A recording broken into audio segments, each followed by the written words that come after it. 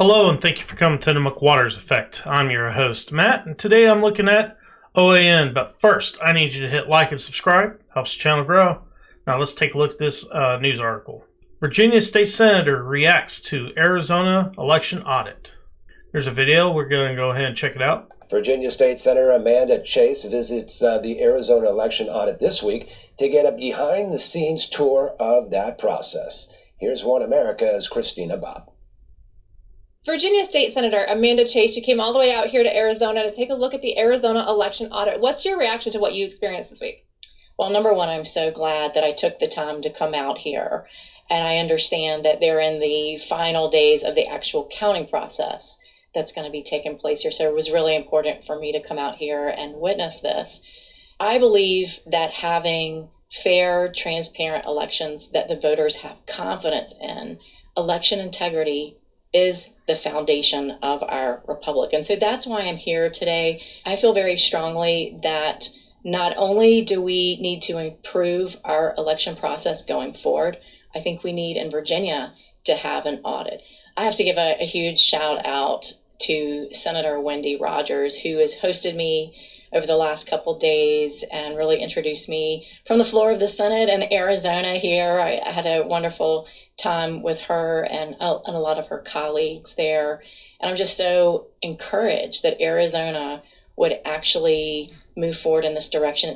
The audit, as you know, is directed by the state Senate. And so I'm hoping that I can inspire some of my Republican colleagues in the Senate to at least hear what I have to say when I go back. We can always improve election integrity. We can always improve that transparency. And based on what you saw here in Arizona and the policies and procedures and the operations that they have in place here at this audit, do you think that the Arizona legislature can rely on the results of this audit, whatever they may be? Are you confident in the way that the audit is being conducted, that whatever the result is, they can rely on that result? I am. And I tell you what really impressed me about the CEO of the company that is helping to organize and coordinate this process is that he doesn't care what your party affiliation is. This is about protecting the integrity of our election process.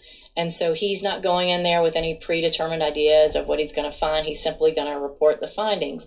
The thing that he kept saying in these training seminars that I sat in on yesterday, which emphasized best practices, that emphasized being beyond reproach. The whole process of counting votes should be above reproach. We shouldn't see videos like we saw coming out of Georgia of bins being pulled out at the last minute. It's not that process, and what we saw in that video was not above reproach.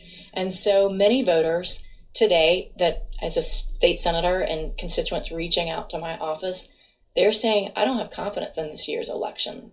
That's my job as a state senator whenever my constituents have issues, to investigate and get to the bottom of it. And right now, Virginia is controlled by a Democratic House, Senate, and we have a Democratic governor.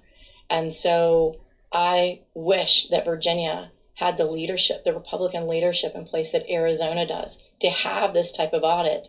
And hopefully in Virginia, we can overcome the 2020 presidential election and end up with Republican House and Republican statewide governor, lieutenant governor, and attorney general. But I believe that that process has to start now. Right. Thank you so much for your time and for the trip out here. Thank you. Thanks for having me, and thanks for reporting. All right, guys, that's the end of the video. And I used to live in Virginia, so I know quite a bit about the state. But the reason that state hasn't had a Republican governor in a while, and pretty much all the elective office is controlled by Democrats, is pretty much because the outskirts of Washington, D.C. And the outskirts of Washington, D.C., all of them are Democrats. And they're one percenters. And they work for the federal government. So they're part of the swamp. And that's the reason why Virginia hasn't went Republican in a long time. Almost, a decade now? Maybe two? And the only way that's going to change is if people in middle of Virginia go out and vote. The people like in Lynchburg area, Roanoke area, are not going to go out and vote because they see it as folly. They see that they don't have a chance of getting a Republican governor or House or Senate. Well, that ain't true. If you get everybody out there that lives in those areas to go out and vote, they will overwhelm the ones that live in the outskirts of Washington, D.C. and the Norfolk area. But guys, that's my opinion. I hope you enjoyed the video. Please hit like and subscribe. Helps the channel grow. Peace.